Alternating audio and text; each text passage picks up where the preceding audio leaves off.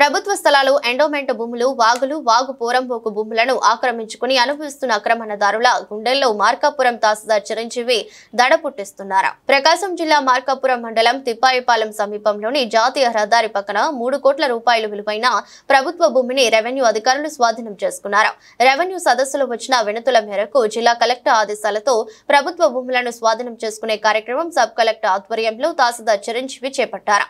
భూపతిపల్లి ఇలాకాలో 3 ఎకరాల 76 సెంట్ల కుంట భూమిని ఇతరులు ఆక్రమించారు. స్థానికుల ఫిర్యాదు మేరకు సంబంధిత వ్యక్తులకు నోటీసులు జారీ చేసి ప్రభుత్వ భూమిగా గుర్తించి స్వాధీనం చేసుకున్నట్లు సబ్ కలెక్టర్ సహదిత్ వెంకట్ త్రివినాగ్ తెలిపారు.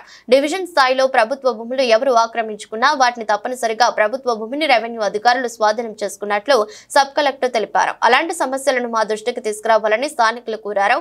కార్యక్రమంలో మార్కాపురం ఎంఆర్ఓ చిరంజీవి, రెవెన్యూ సిబ్బంది తదితరులు పాల్గొన్నారు.